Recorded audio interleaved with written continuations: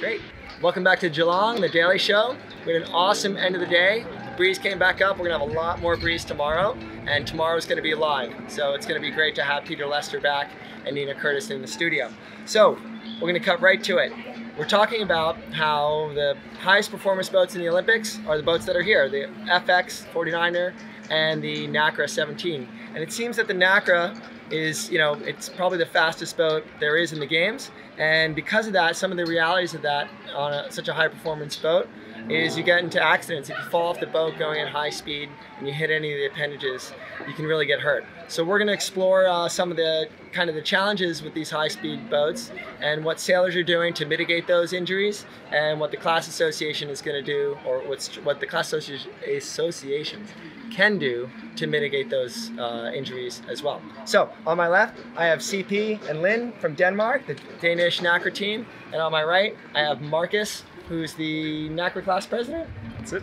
Awesome. Okay, well, we're going to start with CP. We don't have a story unless there's a problem. Yeah. And in the early days of the class, you had one of the most catastrophic injuries. So can you tell me a little bit about that? Yeah, so it's like a little more than 2 years ago. We were sailing in New Zealand, and we had an equipment failure. So the hook that I'm hanging in, when it was repeating, it broke. The hook that's actually on your harness. Yeah. No, so not the harness, but the one you're attaching to. Oh, okay. Yeah. So that one broke while we were sailing downwind, probably 25 knots, and with good heeling. And so I just fell off and hit the rudder. I fell in the water and then hit the rudder and hit it far up on my leg because we had a lot of healing. So just cut right under the knee. And that's a T rudder, right? T rudder. And yeah, so it cut all the way into the bone and caught the calf muscle in two. So it was pretty major, but I was super lucky that I didn't have any complication. Like, it was only the muscle, and the muscle can recover really well. And yeah, I can't feel it today, and I'm just super lucky that it is like that. You were the crew. Yes. Right, and Lynn, you were the skipper at that time? Yes. Yeah, and so what was that situation like? Just walk us through it. He goes off the back of the boat. Did you capsize after that? Well, we were, I think we were leading a race, so we were in the middle of the race course, and as CP said, it was quite windy. And it goes very quick because CP, like both of us, are full hiking, and we've been going straight port tech for a while, and was this upwind or downwind? Downwind. Yeah, on foils? Yeah. Like really fast. Yeah. So as CP drops straight away, I'm like, shit. Yeah. Because you have heard about the risk. And the worst thing happened. Yeah, exactly. And as it goes so fast, like he falls and the boat almost nosedives over him, and the boat is still sailing, and as soon as it comes up from the nosedive, I look back and straight away I can see CP in a quite big knot. Yeah, and you had a life jacket on. Yeah. And just tell us just really briefly so we can learn also about the recovery of these things. Were there coach boats nearby? Was there another boat by? No, so there was no coach boat because it was a race, as you said. Yeah. So there was another boat behind us, and because I was yelling, and they could see that Lynn was sailing straight downwind, and so it was a mess. Right. So they saw that I was laying there, and they turned around and came up to me. Wow. And yeah, if anybody hear someone yell, then it's really nice to come over to the person. Because right. Really nice for me that they came up and the crew jumped in the water with me. Right, perfect. Yeah. Who was that? Mike. Okay. From New Zealand. Yeah. From New Awesome. Zealand. Now let's that's tough. And how long was that recovery for you? 3 months. 3 months. Yeah. Okay, so that's pretty quick. Yeah. It was amazingly quick. We didn't expect anything as fast. And that was 2017, you said? Yeah, 18 in the beginning. Yeah. The spring. Yeah. Wow. And so let's fast forward now. The boats haven't changed. Those rudders are still like that. They have a vertical rudder and an elevator, basically, a T. And is there anything, first of all, the falling off the boat, is there anything that you all have done or manufacturers have done to reduce the chances of that happening? We've done a lot with our equipment in the sense that we're checking it often, and we always will capsize the boat if we have any doubt, or if we sail for too long now without capsizing it, we'll check the masts. Right. And then the hook, we had a Danish guy build some special hooks for us, so we just knew that they would be strong enough. And, right. Yeah. And when you say capsize the boat, meaning capsize it, go swim out? No, we do it onshore. Oh, onshore. But just in general, equipment check, I think the biggest reason for injuries in the NACRA 17 is due to equipment failure. Right. So I think you just need to be very aware and better safe than sorry. So if we have a couple of days in windy, we will always check the boat. Right, so that's fascinating. With really high performance boats, it seems like the maintenance isn't just to like keep stuff from breaking or keep things working smoothly, but it becomes a safety issue in these high performance boats because you're foiling. Yeah. The thing is, I never jumped off the boat. Nah. So it's only when there's an equipment failure All right. that I've been following, and the same with you. So it's like it's not that you just suddenly jump off right and hit the rudder. Right. So for us, it's something just, needs to go wrong before it goes right into an injury. Exactly. And how about clothing? Is that really important for you right now too? But again, if you keep from falling off the boat, then the clothing isn't as much of an issue. We haven't looked that much into it, and we're not wearing any cut protection right now. But everyone wears helmets. Yes. Right. Is that a class rule or an event That's rule? a class rule. That's a class rule. And then you don't have to wear an impact vest, but maybe a lot of people do. You're doing it. Yeah. Great. And so, going on from there, this is what you've done to mitigate. Yeah. And that's actually really useful in terms of not just the checking, but building a new, a stronger hook and that kind of stuff. This is unique. This is a foiling class now, hydrofoiling. Yeah. And so, Marcus, it is the fastest class in the Olympics, and that is a danger. You're like, if something goes wrong, you're really in trouble, or at least there's a potential for it. Yeah. So what's the class trying to do right now to mitigate that? It's pretty new, right? It's pretty new that the class is foiling. Sure. So we went foiling basically in 2016 after the games in Rio. And as soon as these injuries started happening, we kind of realized we had to do something. And the first thing you always do is how do you prevent it immediately? And so we straight away released a kind of a real quick checklist of things that you could do. So this whole idea of looking at your ropes, looking at your trapeze hooks, looking at the attachments on the mast. Right, just like what you were saying. Exactly. Anything to prevent somebody going overboard. Then we also started looking at and said, we're not reinventing the wheel. There are other foiling classes, much more professional, so like the America's Cup, like the GC32. And so we interacted with the organizers of those classes and said, how are they dealing with it? And we took a lot of best practice from those classes. So, for example, we absolutely beefed up our safety plan for events, where it's really specified.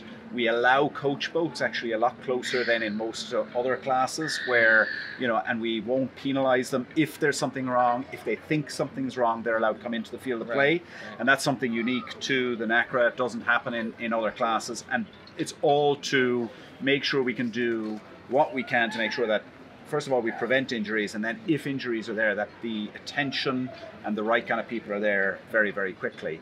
And I think there's some of the things. And then over a period of time, we've taken this rudder strike issue and we've talked about an engineering solution. So how can we prevent people hitting it? And if they do hit it, how do we prevent them getting kind of seriously injured? Right. And it's really difficult to test things like that. If you think about it, it's really because the class is rolling. You're in an Olympic class, and it's hard to stop. But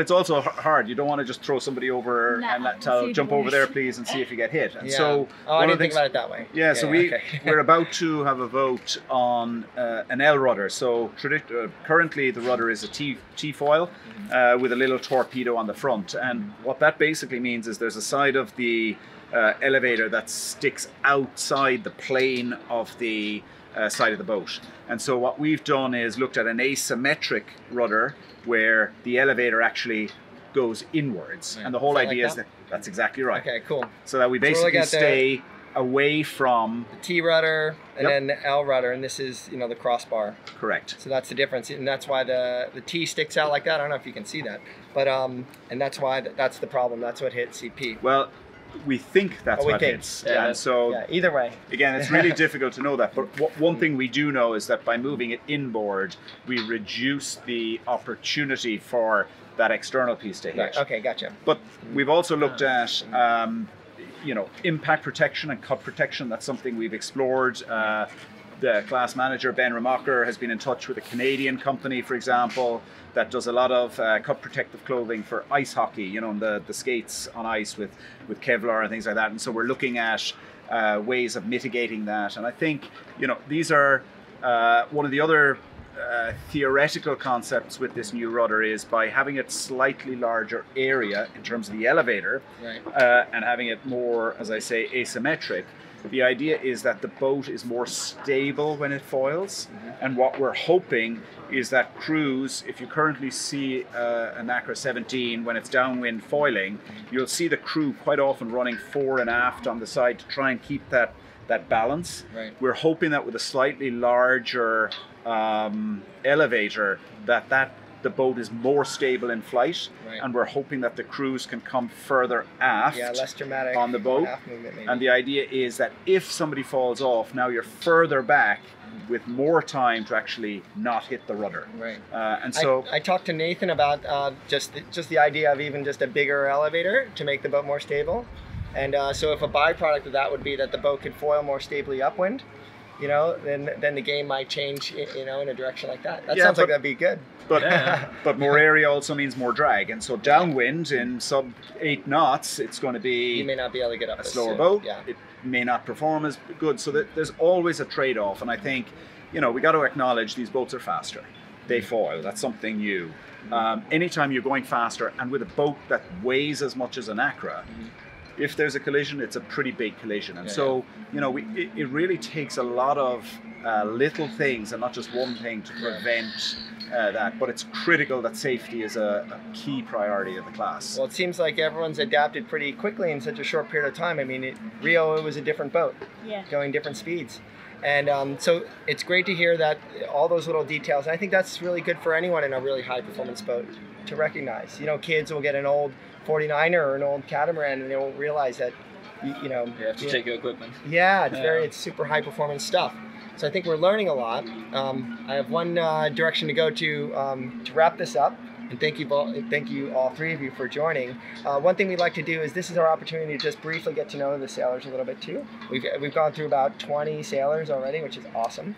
So I just want to know, one question I like to ask everyone is, have you always been in sailing? Did you grow up doing it? Was it recreational before it was racing? And CP? Yeah, for me, my family have been sailing always, but it's been more like cruising sailing. So I've always been on the water since I was really little. Cool. So it was natural to try to sail Optimist, and then from there I just like took off. Nice. And just automatically you were into it once you got into some kind of racing? Yeah, I think it was the first time I actually raced, then I just thought it was really fun. Nice. And then from there on I've been. You're not unusual. At least more than half the people we've talked to cruising first. Yeah. Yeah, like Julie Bassard from France and a couple other. How about yourself? My family don't know anything about sailing. You're the first sailor we've talked to in this, you know, in this event. Yeah. So how did you get into it? My parents do it. I don't know. I always really, really loved the water, and as a kid, I just loved to be outside and play around, and I started I wanted to start sailing, but my parents, since they didn't know anything, thought I had to be a good swimmer. So I started swimming, and from there I went for diving. And then after that I realized, I actually want to sail. And I was 13 the time I actually started sailing. And then, that's great. Just always loved. And was that at a yacht club program or a state program or? Yeah, it was just at the club. I went with one of my friends from school. Yeah. Yeah, her dad was driving us to sailing. Oh, that's awesome. Really cool. And for this week, I know it's been a little bit tricky week, you know, really for everyone in that fleet, but you don't have, like we talked about, you don't have a Gold Fleet cutoff. So you just got this big stretch of a lot of races left for the next 3 days. What are your goals for the next couple of days? Do you have any specific goals? We haven't had the best week so far. We have like too many deep ones, not so many keepers. So I think for us, we just need to take one race at a time and see if we can turn around a little bit, and start sailing a little bit better. Awesome. Great. Well, I can't say it better. So, that's fantastic. Well, Marcus, thank you. CP, Lynn, thank you so much. We start with the Gold Fleet tomorrow for the 49er and 49er FX. The Nacras continue on. We hope these guys keep climbing the ranks like they want to, and you can watch it live. So we'll be on live, all day for the races, and pay attention. We'll be on the tracker and watch all your social media.